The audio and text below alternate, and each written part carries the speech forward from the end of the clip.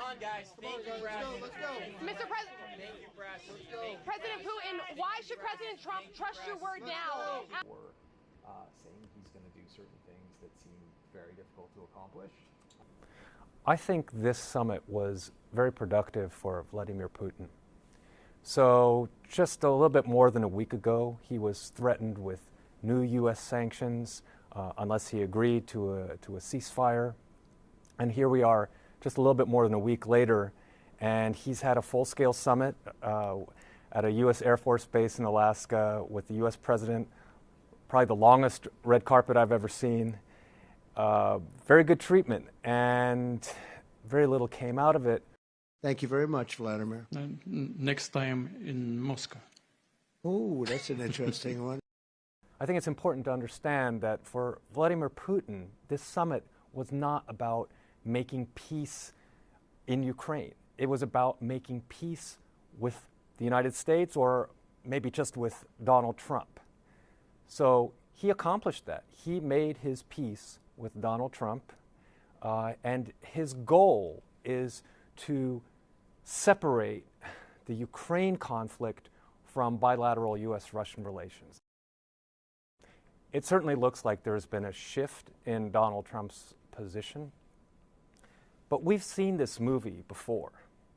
Back in May, Donald Trump was demanding an immediate ceasefire, threatening sanctions, and then he had a 2-hour phone call with Vladimir Putin, and he changed his tune and started saying that instead negotiations should begin, which was exactly the position that Vladimir Putin was advocating.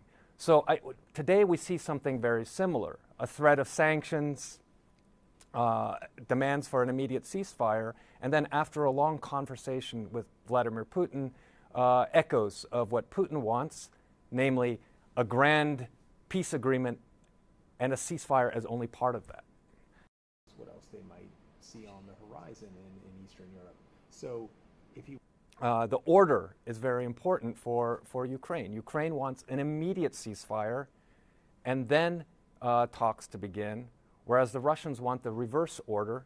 They would like to have an agreement in place, and the ceasefire is only part of that. And what does this do? This gives Russia the ability to keep on making facts, creating facts on the battlefield while negotiations continue, and it also gives them the option of dragging out negotiations. Right. This is. We have nothing to do with this. He keeps on repeating this. Yeah. And it's not a question of some territory.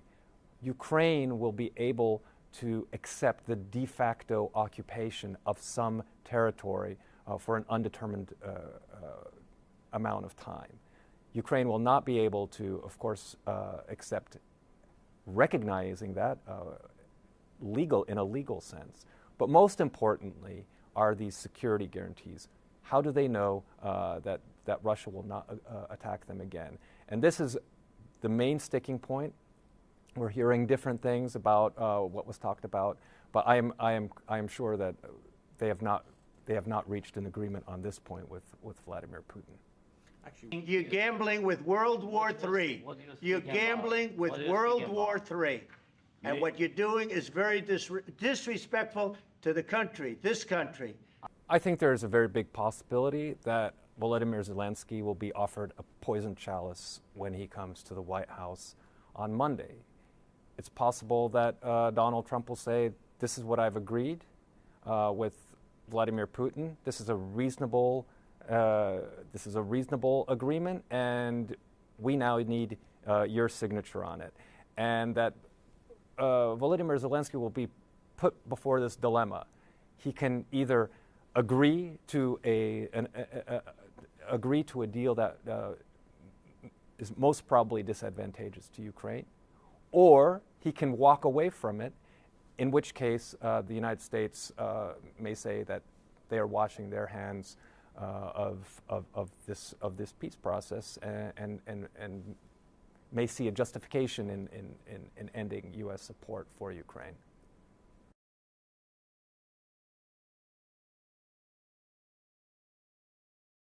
Well, the president certainly said that, at least on Truth Social.